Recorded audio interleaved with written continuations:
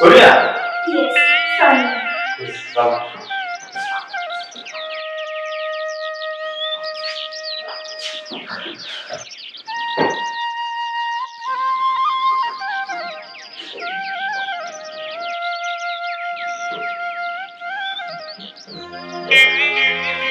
বলছিলাম কি পেমেন্ট কি অনলাইন করে না ক্যাশ? ক্যাশ।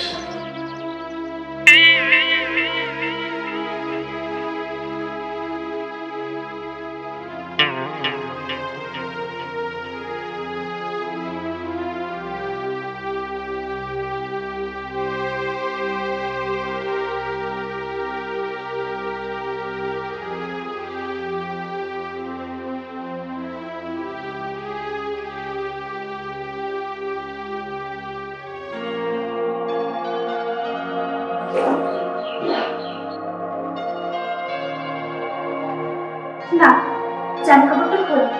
মানে মানে সোফাতে না বিছানা? আরে এই তো এলে, একটু গল্প করি। আমার কাছে গল্প করে না, আপনাকে গরম করে, আর তার জন্য আমি টাকা নিই। টাকা তো তুমি পেয়ে গেছো, তা আজকে নয় একটু গল্পই হোক, গল্পটা করা হবে। আমার তুমি চলে যাও। তার আগে একটু ড্রিঙ্কস হবে নাকি? Oh, sure, of course. আচ্ছা।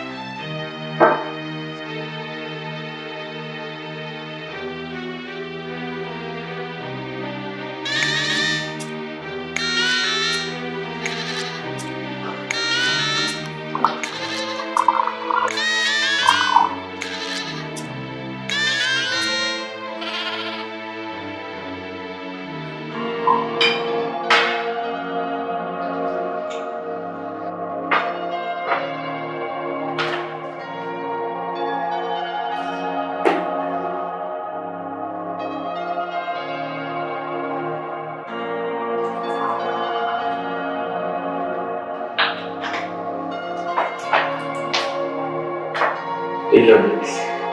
Thanks.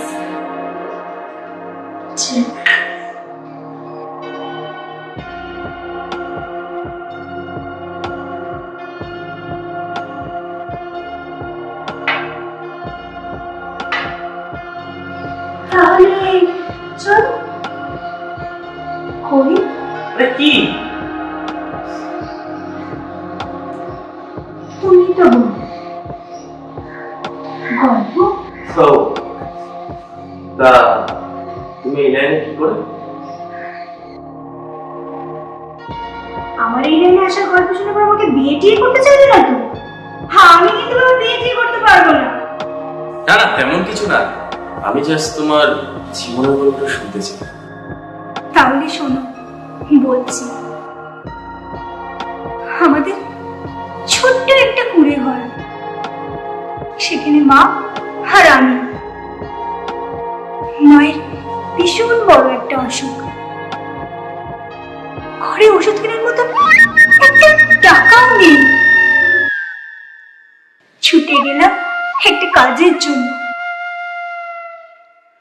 মা মাঝে বাড়িতে কাজ করতেন, সেই বাবুর কাছে।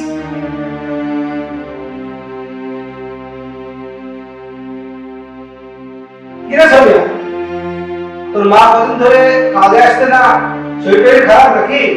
হ্যাঁ বাবু, মায়ের খুব শরীর খারাপ, তাই মা কাজে আসতে পারছে না। আমি এলাম আপনার কাছে একটা ছোট্ট কাজের জন্য।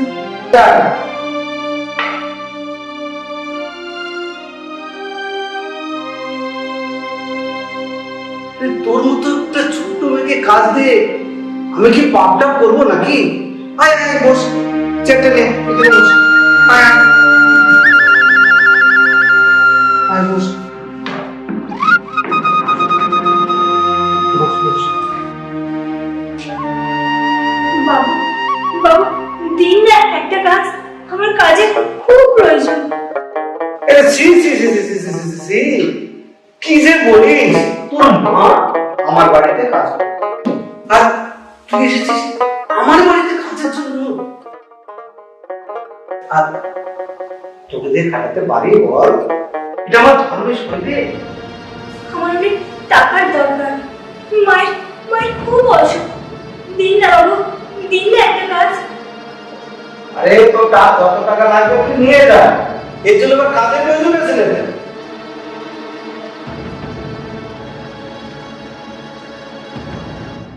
এই, আরে বস বস। আরে তোকে আমি দেখলাম, আমাকে দেখবি না? এই বুড়ো মানুষটা কথা একটু ভাববি না? আর বয়সটা আমার একটু বেশি হলে কি হবে, কিন্তু তার না একদম আয় আয় আয়, একটু কাছে আয়, কাছে আয়।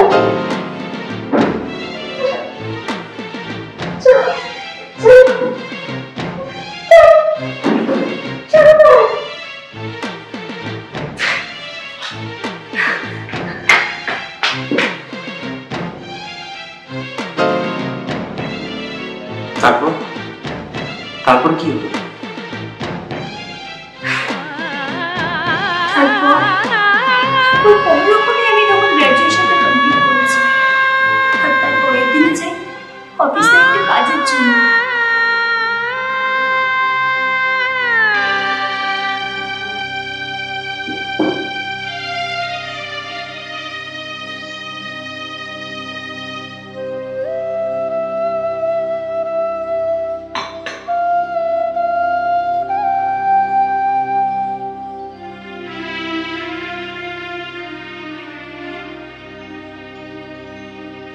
আসবো স্যার?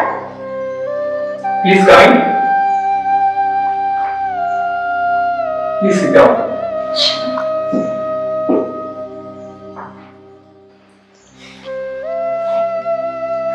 স্যার, বাইরে দেখলাম একটা কাজ খালি আছে, তাই আসলাম। আচ্ছা ঠিক আছে, আপনার ফাইলটা দিন। Sure.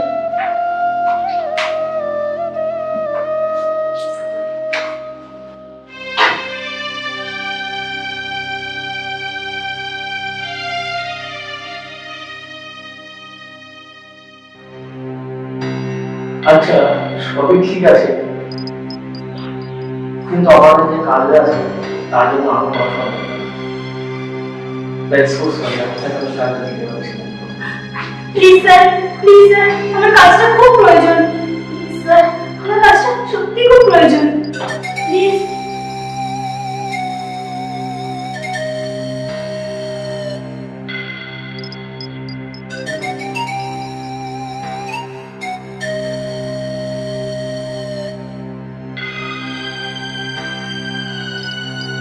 আচ্ছা এই নাও আমার কার্ড, তুমি রাত্রি 8টার সময় দেখা করো,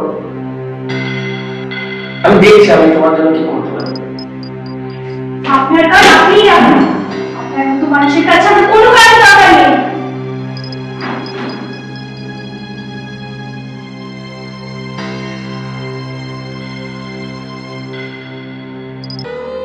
তারপরে কিছু নিয়ে না না, তারপর অনেক জায়গায় কাজের জন্য চেষ্টা করেছি, শেষ পর্যন্ত গেলাম ফিল্মের কাজে। সেখানে প্রডিউসারের সঙ্গে বিছানা গরম করতে হবে। তাই আমি ভাবলাম কোনো কাজে যখন আমাকে কাপড় খুলতেই হবে, নিজের স্বাধীনই কাজ করব। আর সেখান থেকেই আমার এই কাজে আসা। তোমার কথা শুনে সমাজের প্রত্যেকটা মানুষের শিক্ষা পাওয়া দরকার। মানুষের কিছু শ্রেণীর মানুষ আছে যারা মানুষের দুর্বল কাজে লাগে, তারা এটা বোঝে না প্রত্যেকের তার যোগ্যতা অনুযায়ী কাজ করা দরকার, দেহের বিনিময়ে না। এই জন্য আমাদের সমাজ এত পিছিয়ে।